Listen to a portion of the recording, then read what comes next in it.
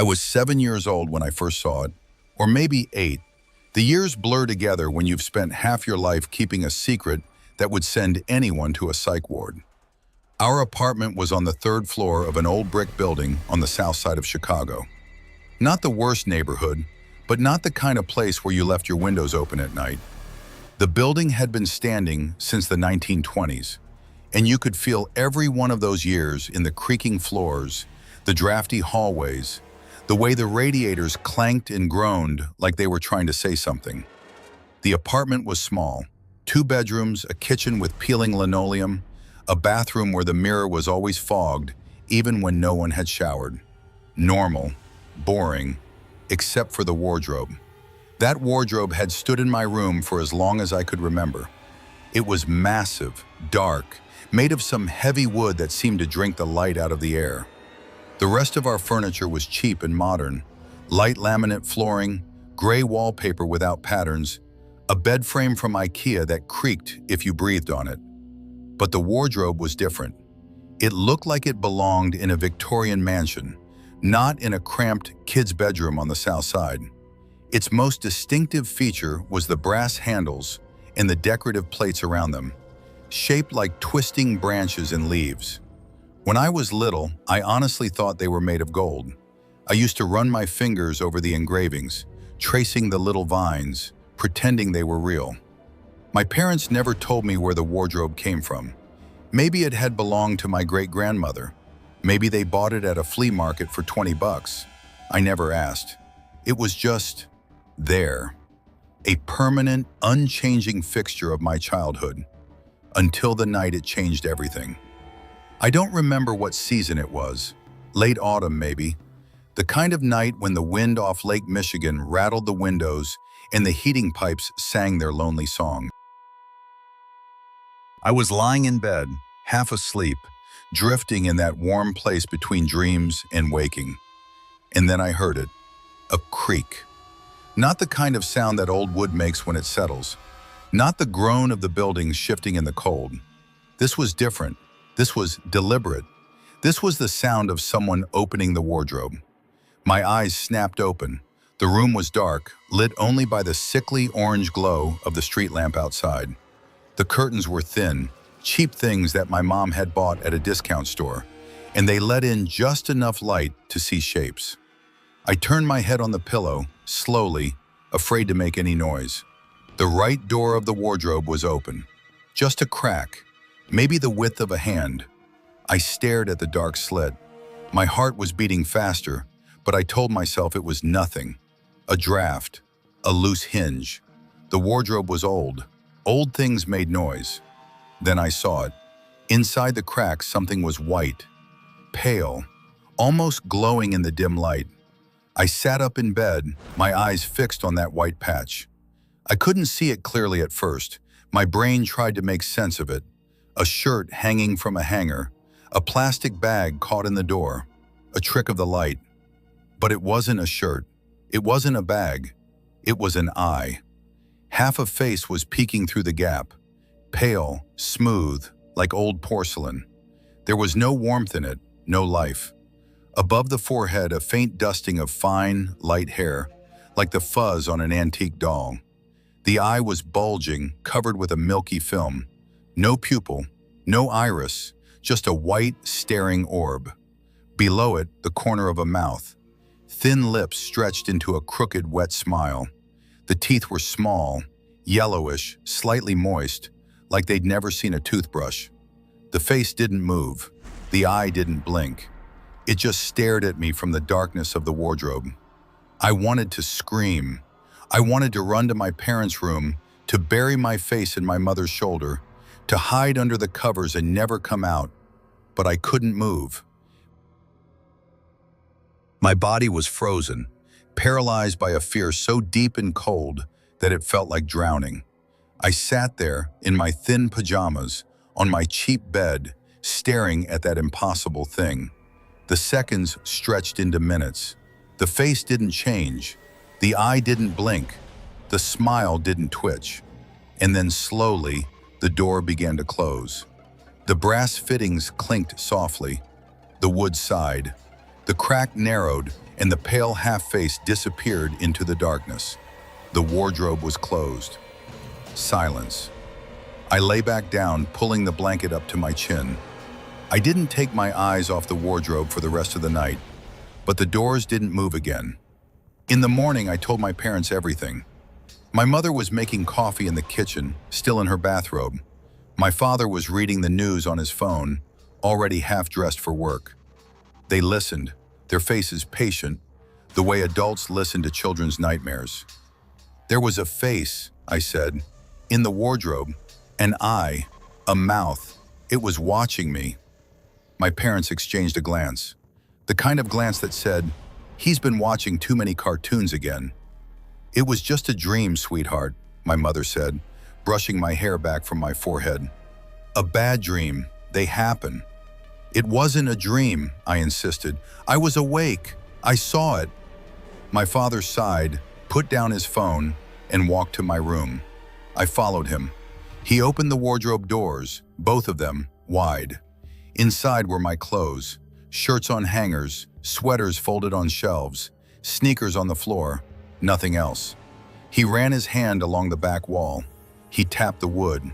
He pushed the clothes aside and checked every corner. "See," he said, "nothing, just your things." "But it was there," I whispered. My father crouched down to my level and put his hand on my shoulder. "You had a nightmare. It felt real. But it wasn't, okay?"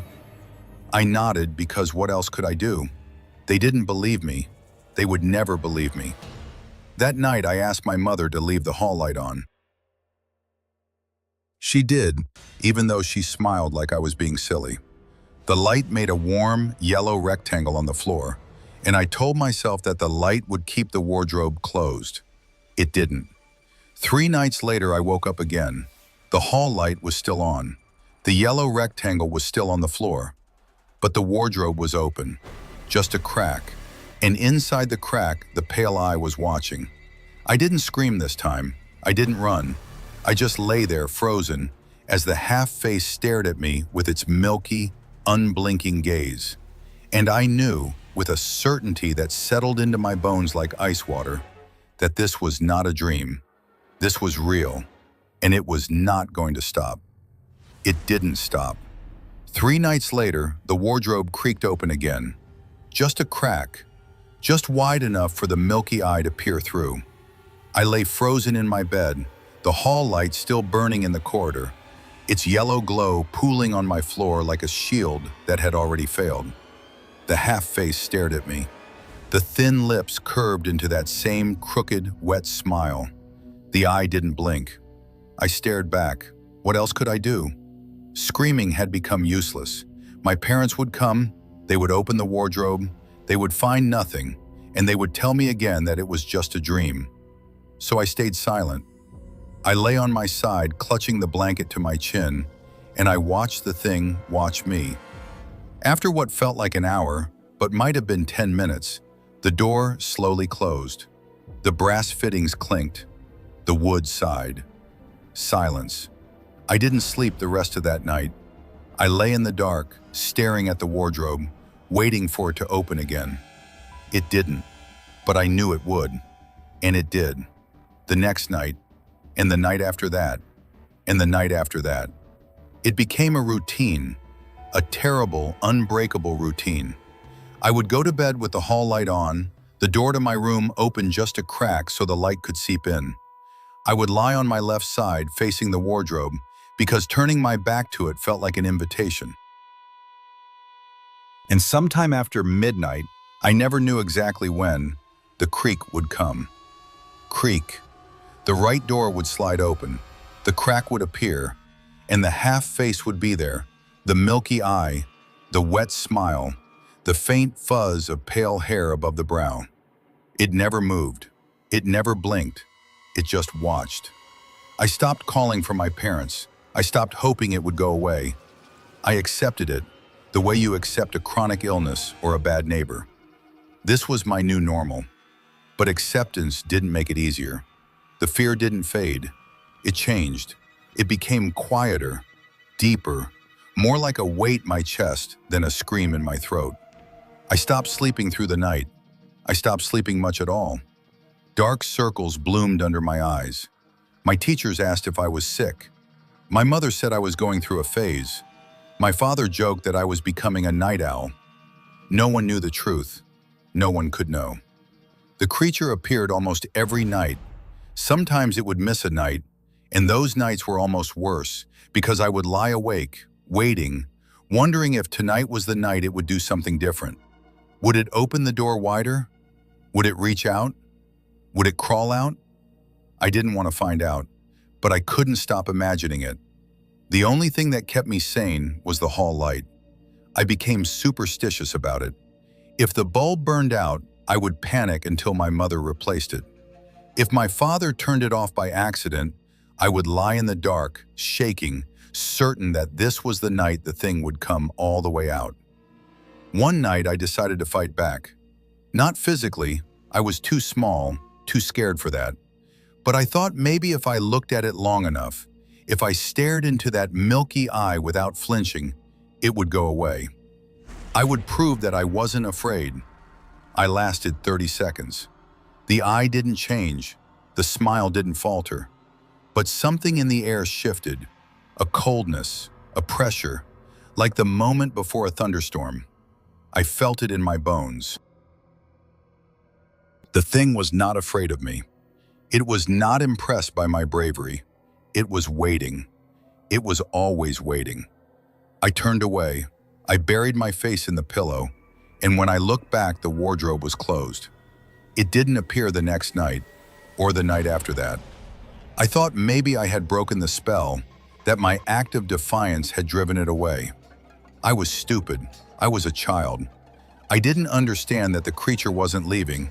It was changing tactics. On the fourth night, I woke up and knew immediately that something was wrong. The hall light was on. The yellow glow was on the floor. But the air in my room was different, colder, heavier, thick with a smell I didn't recognize. Not rot exactly, something older, something like dust and old wood and wet earth. I turned my head toward the wardrobe. The right door was open, wider than before, wide enough that I could see more than just the eye and the corner of the mouth. I could see the shape of the head, pale, hairless, the skin stretched tight over a skull that seemed slightly too large, slightly wrong. The neck was thin, almost skeletal, disappearing into the darkness of the wardrobe. The eye was still there, the smile was still there, but now I could see the other side of the face, or rather, I could see that there was no other side. The left half of the face was just missing, not scarred, not deformed, simply absent, like someone had cut the head in half and taken the other piece away. In its place was a wet, dark void, a hole that seemed to go on forever. I stared at that void, and I felt something pull at me. Not physically, but mentally, emotionally, like the void was hungry, and it was looking at me with an appetite I couldn't name. The thin lips moved. They had never moved before. In all those nights, the face had been still as a photograph, but now the lips parted and a sound came out. Not a voice, not words, just a breath, a long, slow, wet exhale that smelled of old leaves and cold stone. I didn't scream. I couldn't. My throat was locked, my lungs frozen. I just lay there, paralyzed, as the thing breathed at me from the darkness of the wardrobe. Then the lips moved again. This time they formed a word. Kill it. The voice was not loud. It was barely a whisper, but it cut through the silence like a blade, and I felt it in my teeth, in my spine, in the roots of my hair. Kill it, the creature whispered again. I didn't understand. Kill what? There was nothing in my room except me and the thing in the wardrobe. The milky eye rolled slowly, the first movement I had ever seen from it, and pointed toward the wall beside my bed. I turned my head, following its gaze. On the wall near the light switch, a cockroach was crawling. A big one, the kind that thrived in old Chicago buildings, with a dark brown body and long twitching antennae. It moved slowly, confidently, like it owned the place. Kill it, the creature whispered. Give it to me. I looked back at the wardrobe. The half face was still there, the eyes still fixed on me, the smile still curving those thin, wet lips. But now I saw something new in that smile: anticipation, eagerness, hunger. I didn't want to kill the cockroach. I was 8 years old. I had never killed anything bigger than a fly. But the thing in the wardrobe was asking, no, demanding, and I was too terrified to refuse. I crawled out of bed. My legs were shaking. My hands were shaking. I grabbed the only weapon I had, a heavy textbook from my desk, and I crept toward the wall. The cockroach didn't move. It just sat there, cleaning its antennae, unaware that it was about to die. I raised the book. I brought it down. The crunch was small but sickening, a wet, cracking sound that I felt in my palm. When I lifted the book, the cockroach was flat, its legs curled, a smear of brown guts on the wallpaper. I wanted to throw up. Instead, I scraped the corpse onto a piece of notebook paper and carried it to the wardrobe. The right door was open wider now. A pale hand had emerged, long, thin fingers with yellowed nails, the skin gray and waxy like candle wax. The palm was turned upward, waiting. I dropped the cockroach onto that waiting hand. The fingers curled around it. The hand withdrew into the darkness. The door closed with a soft click. Silence. I stood there in my pajamas, staring at the closed wardrobe, my heart pounding, my hands still shaking. The hall light flickered once, or maybe I imagined it. Then I heard it, a sound from inside the wardrobe. Not a creak, not a groan. It was a soft, wet, satisfied sound, like a cat purring after a meal. The creature was pleased. I backed away slowly, climbed into my bed, and pulled the covers up to my chin. I didn't sleep. I just lay there, staring at the wardrobe, waiting for it to open again. It didn't. Not that night. Not the next night. Not for 2 weeks. I should have been relieved. I was relieved. But underneath the relief, a new feeling was growing. A cold, creeping understanding. The creature had wanted something. I had given it something. And in return, it had left me alone. For now. I started paying attention to the cockroaches in our apartment. There were more of them than I had realized, scuttling across the kitchen floor at night, hiding under the sink, nesting behind the refrigerator. My mother hated them. She sprayed poison, set traps, called the exterminator twice, but they always came back. I began to see them differently, not as pests, as currency. The next time the wardrobe opened, and it did open, about 2 weeks later, I was ready. The half-face appeared, the milky eye found me, and before it could speak, I held up my hand. In my palm was a live cockroach, captured earlier that evening in a glass jar. I had learned how to catch them without killing them, a trick with a piece of bread and a slow hand. "I have something for you," I whispered. The eye widened, the smile stretched. The pale hand emerged from the darkness, palm up, fingers twitching with anticipation. I dropped the cockroach onto its palm. The hand closed. The door clicked shut. The purring sound came again, softer this time, almost affectionate. That night, I slept better than I had in weeks. This became our new routine. The creature appeared every few nights. I offered it cockroaches, live ones, whenever I could catch them. In return, it left me alone. No more long hours of staring, no more sleepless nights. Just a brief exchange, and then silence. I learned to catch cockroaches efficiently. I learned where they hid, under the sink, behind the stove, inside the hollow legs of the kitchen table. I became a hunter, small and quiet, moving through the dark apartment with a glass jar and a piece of cardboard. My mother wondered why I was spending so much time in the kitchen at night. I told her I couldn't sleep.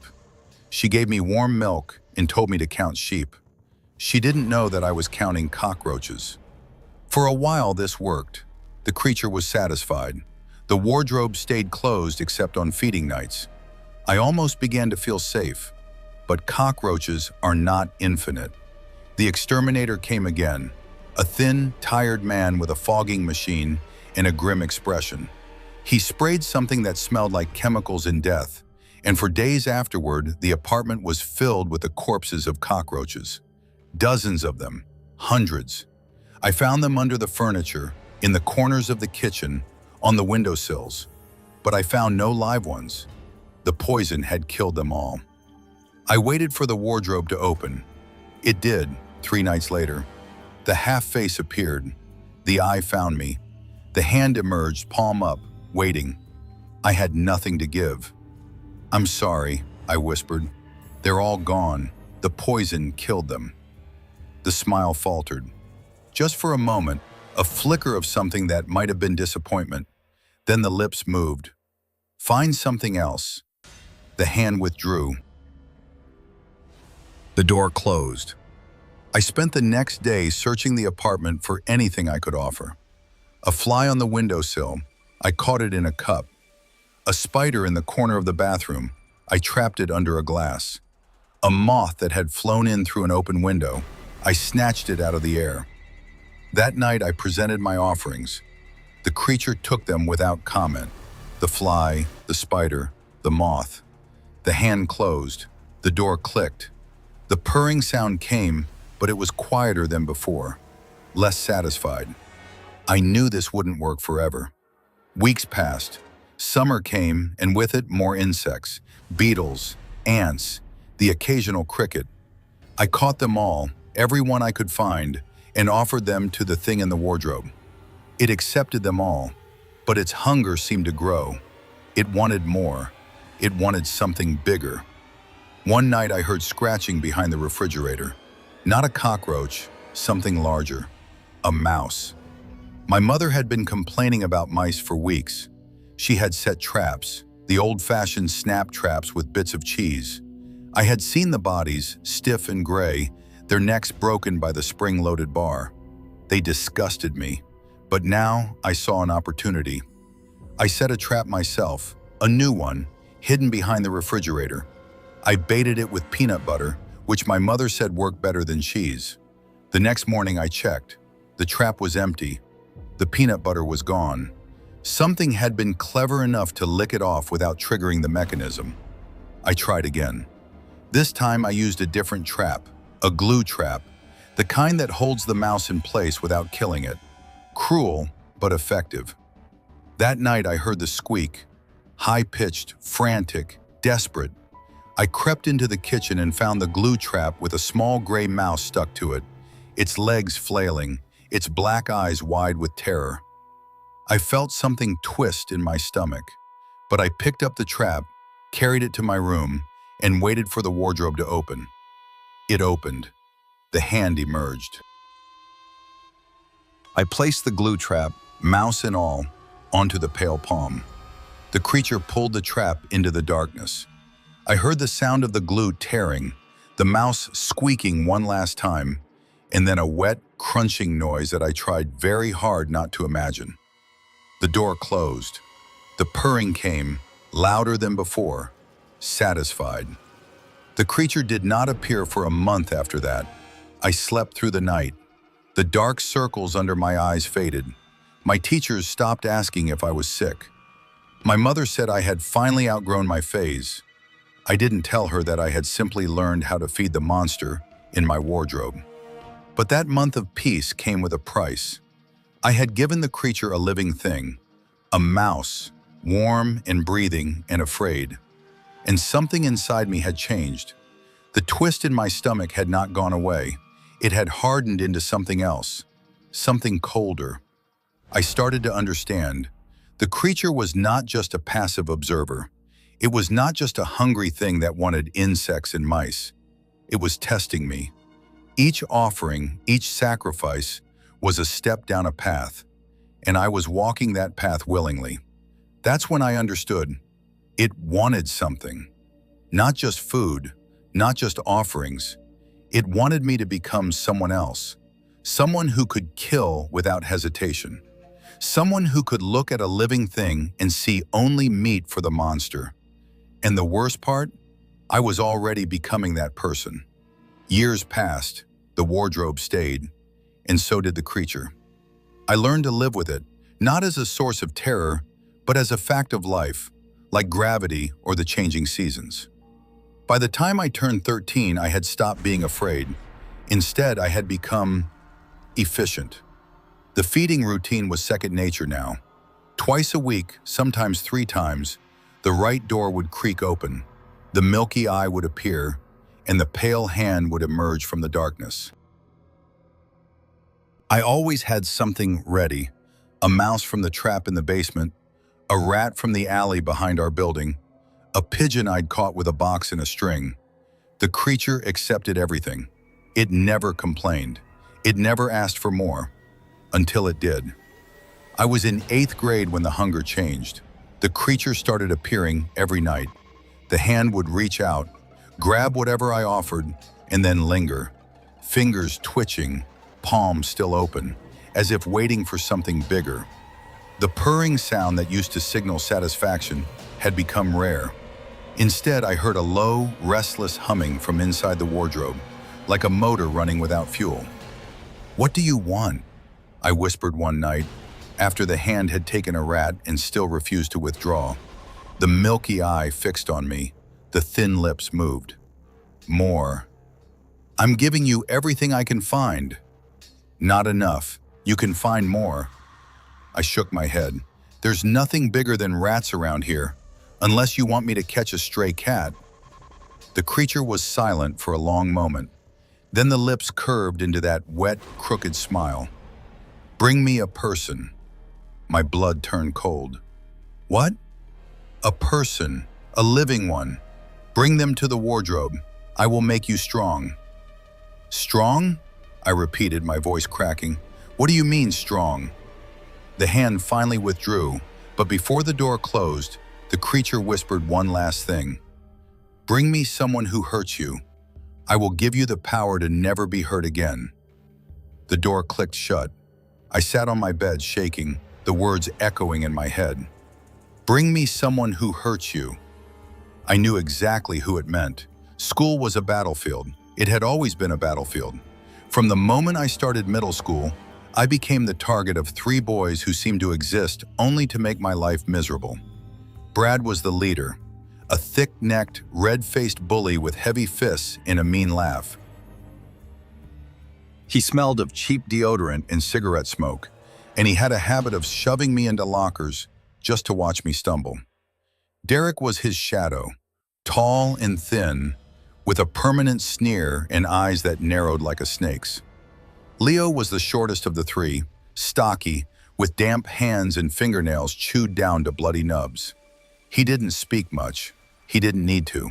He just followed Brad's lead, laughing when Brad laughed, punching when Brad punched. They had tormented me since 6th grade. Small things at first: a trip in the hallway, a stolen pencil, a spitball in my hair. But it escalated. By 8th grade, they were stealing my lunch money, shoving my face into the water fountain, and calling me names that made other kids laugh and look away. I hated them. I hated them with a heat that burned in my chest every time I saw their faces. But I was small for my age, and scared, and alone. No teachers believed me. No friends stood up for me. I had no one, except the creature in the wardrobe. After that night, I couldn't stop thinking about its offer. "Bring me someone who hurts you.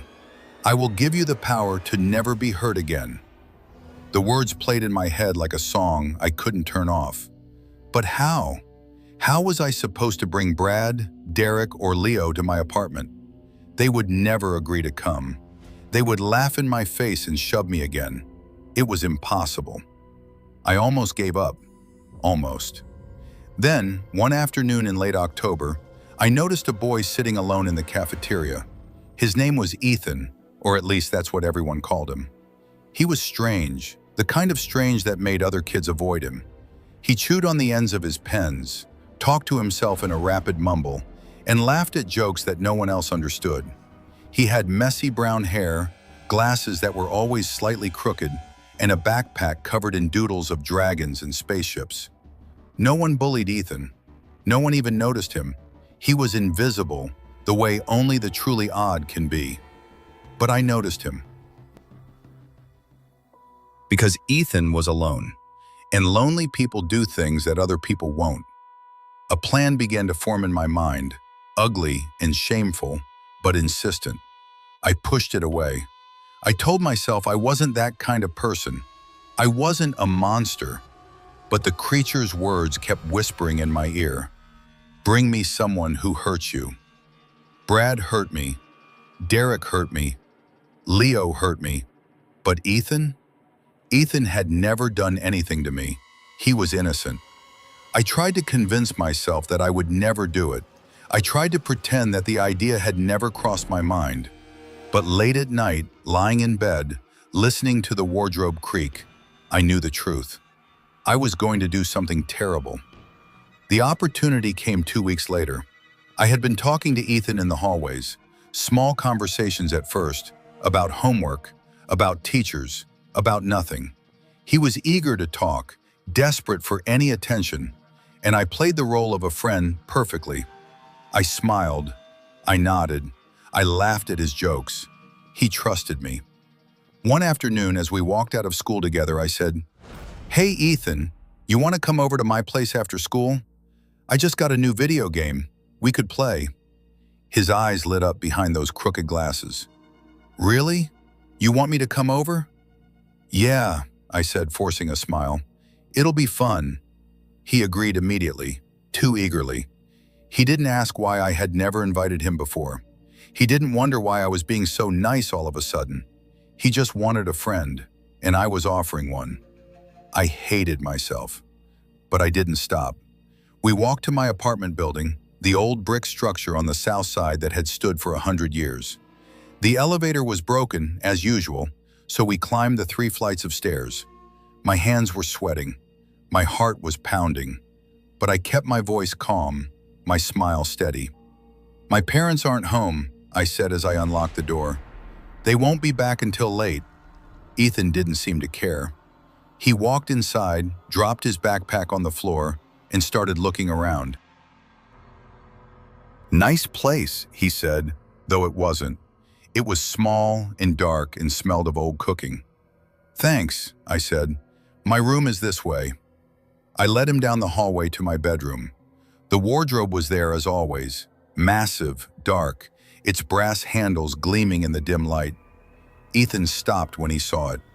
"Whoa, that's an old wardrobe. Is it antique?" "Yeah," I said. "It's been in my family for a long time." He walked toward it, curious, reaching out to touch the brass handles. "Can I open it?" My throat tightened. I wanted to say no. I wanted to grab his arm and pull him away. I wanted to tell him to run, to get out, to never come back. But the creature's voice whispered in my head, "Bring me someone who hurts you. I will make you strong." Brad hurt me. Derek hurt me. Leo hurt me. Ethan had never hurt anyone, but he was here, and the wardrobe was waiting. "Yeah," I heard myself say, "open it." Ethan grinned and pulled on the brass handles. The doors swung open. For a moment, nothing happened, just darkness inside. I saw my shirts hanging, my sneakers on the floor, the same as always. Then the darkness moved. A pale hand shot out and grabbed Ethan's wrist. His eyes went wide. His mouth opened to scream, but no sound came. Another hand emerged, grabbing his other arm. Then another. Hands were coming from everywhere, from the walls of the wardrobe, from the shadows between the hangers, pale and gray and waxy, fingers curling around Ethan's arms, his legs, his neck. He looked at me. His eyes were full of confusion and terror, asking a question he couldn't speak. "Why?" I didn't answer. I couldn't. I just stood there frozen as the hands pulled him into the wardrobe. He didn't scream. That was the worst part. He didn't make a sound. He just disappeared into the darkness, and the doors slammed shut with a deafening crash. Silence. I stood in my room alone, staring at the wardrobe. My heart was pounding so hard I thought it would break my ribs. My hands were shaking. My legs felt like they were made of water. Then I heard it. A sound from inside the wardrobe. Not a purr this time, something deeper, richer, like a great cat devouring its prey. And beneath it, a faint, wet, crunching noise that I tried very hard not to understand. I backed away from the wardrobe. I left my room. I closed the door behind me and leaned against it, sliding down to the floor. I had done it. I had brought the creature a person, and now Ethan was gone. The next few days were a blur. I went to school. I sat in class. I answered questions when the teachers called on me. But I wasn't really there. I was back in my room, watching the hands pull Ethan into the darkness. Ethan's parents called the school. They filed a missing person report. The police came and asked questions. Had anyone seen him? Did he have any friends? Where did he go after school? I answered all their questions with a blank face. No, I haven't seen him. I didn't know him well. I'm sorry. They believed me. Why wouldn't they? I was just another kid, small and quiet and unremarkable. No one suspected that I had fed a classmate to the monster in my wardrobe. But I knew, and the knowledge sat in my chest like a stone. That night, the wardrobe opened. The half-face appeared, the milky eye glowing with satisfaction. The thin lips curved into a smile that seemed almost affectionate. "You did well," the creature whispered. I said nothing. "Now, your reward." I felt it before I saw it, a warmth spreading through my body, starting in my chest and flowing outward to my arms, my legs, my fingers. My muscles tightened. My bones seemed to harden. I felt stronger, not just physically, but deeper, like something inside me had been unlocked. The creature nodded. "Go, show them." The next day at school, I found Brad in the hallway. He was leaning against the lockers, surrounded by Derek and Leo, laughing about something. When he saw me, his smile twisted into a sneer. "Well, look who it is," he said. "The little rat. You got my lunch money, or do I have to take it?" I walked toward him.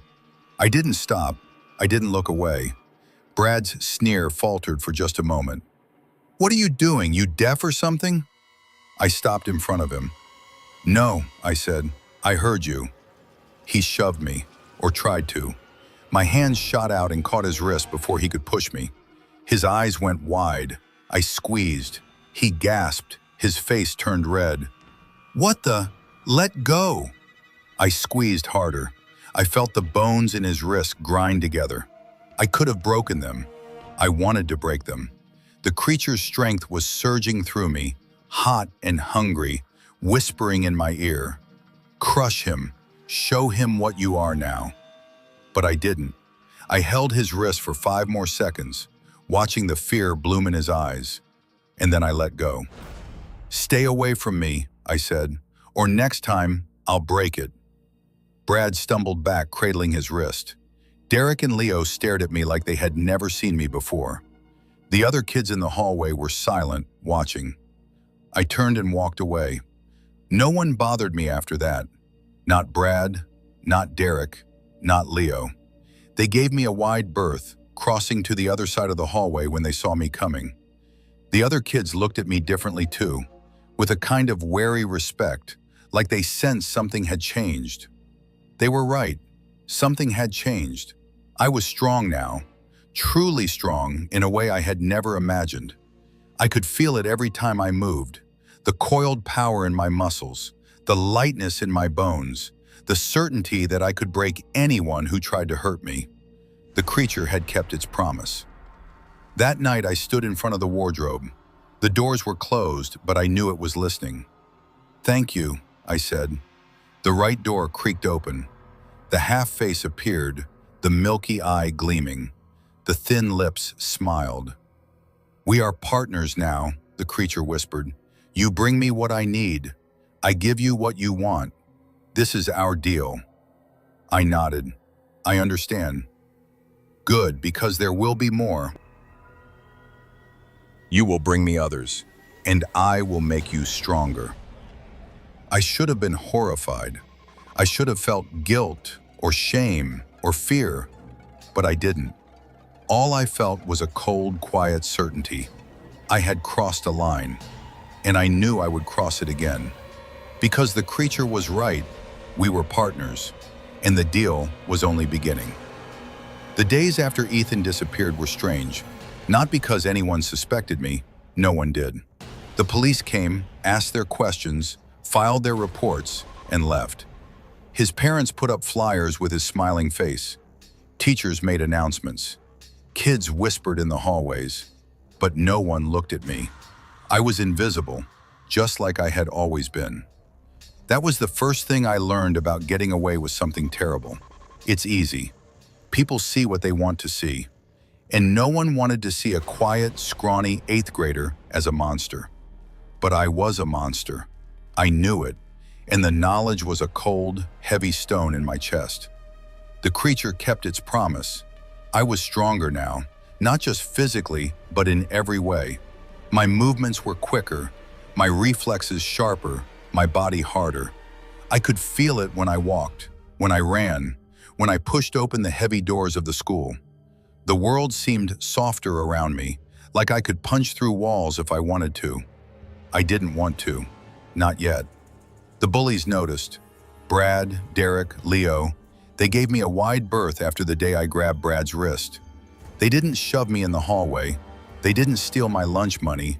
They didn't even look at me. When we passed in the corridors, they looked at the floor. I should have been satisfied. I had what I always wanted: peace, safety, the power to defend myself. But it wasn't enough. The creature had awakened something in me, not just physical strength, but a hunger. A dark, quiet hunger that whispered in my head at night, "You could do more. You could have more. Bring me another." I tried to ignore it. I focused on school, on my parents, on the ordinary rhythm of life. I told myself that Ethan was an accident, a mistake, a one-time thing. I would never do it again. Then the creature spoke to me differently. One night, about 2 weeks after Ethan disappeared, the wardrobe opened. The half face appeared, the milky eye glowing in the darkness. But this time, the creature didn't ask for food. It didn't ask for another victim. It smiled. "Your enemies," it whispered. "The ones who hurt you, they still breathe." I nodded. "They leave me alone now. That's enough." "Is it?"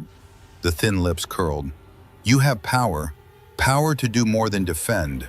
Power to destroy. Do you not want to see them suffer?" I thought about Brad, his red face, his heavy fists, his laugh. The way he used to shove me into lockers just to watch me fall. The way Derek and Leo circled around me like hyenas, laughing at every humiliation. Yes, I wanted to see them suffer. I wanted it more than I wanted to breathe. "What do I have to do?" I asked. The creature's smile widened. "Nothing. This time, I will do it. You have given me enough. Now I give you a gift."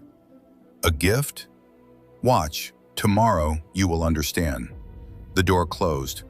I lay in bed, my heart pounding, wondering what the creature meant. The next day, I found out. I was walking home from school when I saw the crowd. People were gathered at the end of my street, their faces pale, their hands over their mouths. Police cars blocked the road. An ambulance was parked sideways, its lights flashing silently. I pushed through the crowd. Someone said, "Terrible, just terrible." Someone else was crying. In front of me was a burned-out building, an old tailor shop that had been abandoned for years. The roof had collapsed. The walls were black with soot. Smoke still rose from the rubble in thin, gray curls. "What happened?" I asked a woman standing nearby. She shook her head. "3 boys. They went inside last night looking for, I don't know, trouble probably. The roof caved in. They didn't make it out." My blood turned to ice. 3 boys? Who? She didn't know their names, but I knew. I pushed closer to the police tape, straining to see. A firefighter was talking to an officer. I caught a fragment of their conversation. "Identifying the bodies now. 2 were found together. The third was..." I didn't hear the rest. I didn't need to. Brad, Derek, Leo, all three of them, dead, crushed under a collapsing roof in an abandoned building. And the creature had known. It had told me to watch. I turned away from the crowd. My hands were shaking, but not from fear, from excitement. They were gone. The boys who had made my life hell for years were gone, and I hadn't lifted a finger. The creature had done it for me. A gift, it had said. A gift for feeding it Ethan. That night I stood in front of the wardrobe. I didn't wait for it to open. I opened the doors myself. The inside was dark, darker than it should have been. The back wall, the shelves, the hangers, all of it was gone. In its place was a void, a deep, endless blackness that seemed to breathe. And in that void, the creature stood. I saw it whole for the first time. It was tall, much taller than a man. Its body was thin, almost skeletal, wrapped in what looked like gray, wet leather. Its arms were too long, its fingers too many, tipped with black nails that curved like talons. Its head was the worst part, not because it was hideous, but because it was incomplete. The left half of its face was simply missing. Where the eye, the cheek, the ear should have been, there was only a wet, dark void, a hole that seemed to go on forever, pulsing gently like a second heart. The right half was the face I knew, the milky eye, the thin lips, the pale skin stretched tight over bone. It smiled at me. "You came," it said. Its voice was no longer a whisper. It was a chorus, 100 voices speaking at once, some high and thin, some deep and rumbling. "You are no longer afraid." "No," I said, "I'm not." "Good. Fear is for prey." "You are not prey anymore." It stepped closer. The void behind it pulsed. I smelled damp earth, old rot, and something else, something metallic, like blood left out too long. "We are friends," it said, "the best of friends. I give you what you want. You give me what I need. This is how it will always be." "And if I refuse?" I asked. My voice was steady, but my heart was racing. The creature tilted its head, the whole head, the missing half revealing a glimpse of something wet and dark inside its skull. "Why would you refuse? You have tasted power. You have seen what I can do for you. There is no going back. You know this." I did know it. The moment I fed Ethan to the wardrobe, the moment I felt the creature's strength flood into my body, that was the point of no return. I had crossed a line, and there was no line on the other side, just more darkness. "What happens now?" I asked. "Now you live, you grow, you become stronger, and when I need you, you will bring me what I ask." "And if I don't?" The creature's smile faded. The milky eye grew cold. The void behind it seemed to expand, filling the room with a pressure that made my ears pop. "Then I will take what I need anyway. From you." I believed it. I had seen what it could do. It had killed 3 boys without leaving its home. It had reached out of the wardrobe and pulled Ethan into nothing. It could reach out again, and this time, it could pull me. "I understand," I said. The creature's smile returned. "Good. Then go. Live your life. I will be here when you need me, and you will be here when I need you." I closed the wardrobe doors. I walked to my bed. I lay down and stared at the ceiling. I was 14 years old. I had killed a classmate. I had watched 3 bullies die, and I felt nothing. No guilt, no remorse, no fear. The creature had made me strong, but in exchange, it had taken something from me. Something I hadn't even known I had. My humanity, my soul. Whatever you want to call the part of you that feels bad when you do something terrible, it was gone, hollowed out, replaced by a cold, quiet darkness that matched the void in the creature's face. I didn't sleep that night. I didn't need to. I lay awake, listening to the wardrobe breathe, and I thought about the future. The creature would ask for more. I knew that. It would want bigger sacrifices, more dangerous ones. And I would provide them because I had no choice, or because I didn't want to refuse. The line between necessity and desire had blurred. Weeks passed, months. I finished 8th grade. I started high school. I made friends, real friends, people who didn't know about the wardrobe or the creature or the things I had done. I laughed. I studied. I lived a normal life. But every night I went to my room. Every night I stood in front of the wardrobe, and most nights I opened it. The creature was always there, waiting, hungry. Sometimes it wanted insects, sometimes mice, sometimes larger things, stray cats, pigeons, the occasional rat. I brought them without hesitation. The creature accepted them without complaint. But we both knew these were small offerings, appetizers, not the feast it truly craved. One night when I was 16, it spoke to me differently. "You are older now, stronger, wiser." "I guess," I said, "I have a new request, a bigger one." My heart rate didn't change. I had been expecting this. "What do you want?" "There is a man who lives in the apartment below you. He is old, alone. No one will miss him." I thought about the old man. I had seen him in the hallway sometimes, a thin, gray figure in a stained bathrobe, shuffling to the mailbox. He never spoke to anyone. He never had visitors. "Why him?" I asked. "He is dying anyway. His body is weak. His mind is fading. He will not fight. It will be easy." "And what do I get in return?" The creature's eye gleamed. "More power, more strength. You will be able to do things you cannot imagine. You will be faster, harder, almost immortal." Almost? Nothing is forever, but you will live longer than anyone you know. You will never be weak again. I stood there, looking at the creature, looking at the void where half its face should have been. I thought about the old man. I thought about how easy it would be to knock on his door, to push inside, to drag him to the wardrobe. I thought about how wrong it was, how evil. And then I thought about how little that mattered to me anymore. "Okay," I said, "I'll do it." The creature smiled. "Good. You are my best friend, David, my only friend, and I am yours." I didn't answer. I closed the wardrobe doors and walked to my bed. The old man died 3 days later. The police said it was a heart attack. They found him in his bed, his eyes closed, his face peaceful. No one suspected anything, but I knew the truth. I had knocked on his door.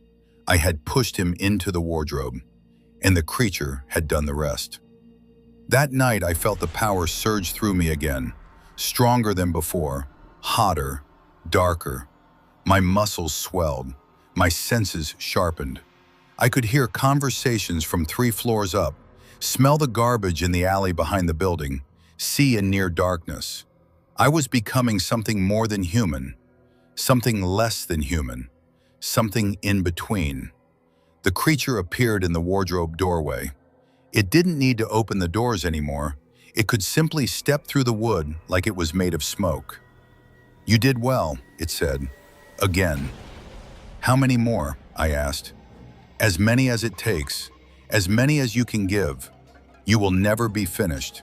There is always more power, more strength, more hunger." "And when there's no one left?" The creature laughed, a wet, rattling sound that made the walls vibrate. "There is always someone left. The world is full of the forgotten, the lonely, the unwanted. No one will miss them. No one will look for them. They are yours for the taking." I looked at my hands. They were the same hands I had always had, small, pale, unremarkable. But they felt different now, heavier, like they had weights attached to the fingers. These hands had killed. They would kill again. "We are friends," I said. It wasn't a question. "Yes," the creature said. "Best friends, forever." I nodded. I walked to my bed. I lay down and closed my eyes. The wardrobe creaked open. I didn't look. I knew what was there. The half face, the milky eye, the wet smile. Waiting, always waiting. I was 14 when I made the first deal, 16 when I made the second. Now I am 18 and I have lost count of how many I have given to the creature. The old man, the woman who lived on the first floor, the one with the oxygen tank, the teenager who ran away from home and slept in the stairwell, the homeless man who begged outside the corner store. They are all gone, fed to the wardrobe, fed to the thing that calls itself my friend. And I feel nothing. That is the worst part. Not the guilt, there is no guilt. Not the fear, there is no fear. The worst part is the emptiness, the hollow space inside me where my conscience used to be. The creature took it, or I gave it away. I don't remember anymore. Sometimes, late at night, I lie in bed and try to feel something. Regret, sorrow, even anger. Anything to prove that I am still human. But there is nothing. Just the cold, quiet darkness and the sound of the wardrobe breathing. Tonight, the creature spoke to me again. David. Yes? I have a new request, a special one. I sat up. What is it? The creature stepped out of the wardrobe, all the way out.